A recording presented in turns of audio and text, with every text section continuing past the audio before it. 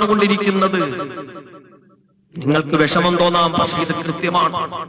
18 വയസ്സ് വരെ ആ പെൺകുഞ്ഞിനെ അല്ലാഹുവേ വിവാഹ ദിവസം വരെയും ആ കുഞ്ഞിന്റെ കണ്ണ് നിറയാതെ ആ കുഞ്ഞിന് കൊടുക്കാൻ പറ്റുന്ന സുഖവും സൗകര്യങ്ങളും എല്ലാം മാന്യമായി കൊടുത്ത ആ കുഞ്ഞിനെ പോറ്റുന്ന പിതാവുണ്ടല്ലോ, ആ പെൺകുട്ടിയുടെ പിതാവുണ്ടല്ലോ, പടച്ചവനെ നടുവളയുവോളം ആ പെൺകുഞ്ഞിനെ എല്ലാ രൂപത്തിലും സംരക്ഷിച്ച് സന്തോഷിപ്പിച്ച് ആനന്ദത്തോടെ വളർത്തിക്കൊണ്ടുവന്ന ആ പെൺകുഞ്ഞിന്റെ വിവാഹ ദിവസം എല്ലാ പിതാവിന്റെയും ഹൃദയമൊന്നിടിയും. ചെറുപ്പക്കാരാ, എന്റെ പൊന്നുമോളെ ഞാൻ പ്രതീക്ഷിച്ചതുപോലെ ഇപ്പൊ നോക്കുമോ എന്നൊരു വല്ലാത്തൊരു പിടച്ചിലുണ്ട്. പക്ഷെ ആശ്വാസം വരുന്നത് എപ്പോഴെന്നറിയോ? ആ പള്ളിയുടെ ഉള്ളിലേക്ക് കയറിയിട്ട് ആ പിതാവ് തന്റെ മകളെ ഇന്നലെ കണ്ട ആ ചെറുപ്പക്കാരന്റെ കയ്യിലേക്ക് അയാളുടെ പുറമെയുള്ള എല്ലാ അന്വേഷണങ്ങളും അവന്റെ കണ്ണുകൊണ്ട് കാണുന്ന എല്ലാ കാര്യങ്ങളിലും അവൻ വിശ്വാസമർപ്പിച്ച ആ പെൺകുട്ടിയെ ആ കയ്യിലേക്ക് പിടിച്ചു കൊടുത്തിട്ട് പറയും,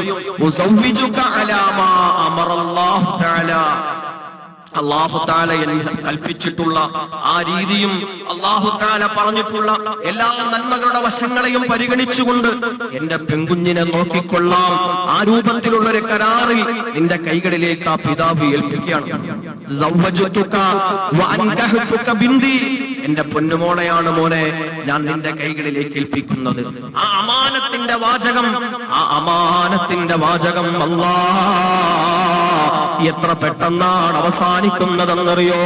ആട്ടമുണ്ട്, കൂട്ടാട്ടങ്ങളുണ്ട്, ആഡംബരങ്ങളുണ്ട്, അഴിഞ്ഞാട്ടങ്ങളുണ്ട്, എല്ലാം കഴിഞ്ഞവസാനിച്ച് പടച്ചവനെ തുച്ഛമായ 2-3 മാസങ്ങൾ കഴിയുമ്പോ നിന്റെ കാമം അവസാനിച്ചടാ, നിന്റെ കോപം അവസാനിച്ചടാ.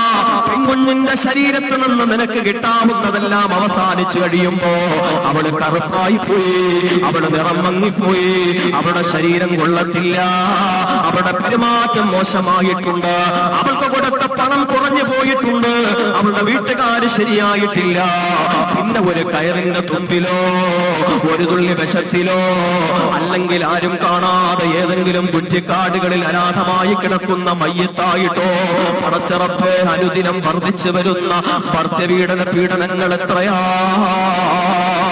എത്രയോ പാവപ്പെട്ട കുഞ്ഞു പെൺമക്കളെയാണ് നിഷ്ഠൂരമായിട്ട് പടച്ചവനെ പണത്തിന്റെ പേരിൽ നിറത്തിന്റെ പേരിൽ പെൺകുഞ്ഞിനെ പ്രസവിച്ചു പോയതിന്റെ പേരിൽ അല്ലാഹുവേ നിഷ്ഠൂരമായി കൊന്നു കളഞ്ഞത് എത്രയോ സംഭവങ്ങളാ.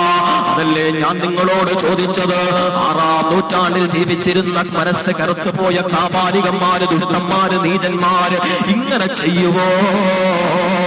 ലോകത്തിന്റെ പ്രവാചകൻ അതുകൊണ്ടാ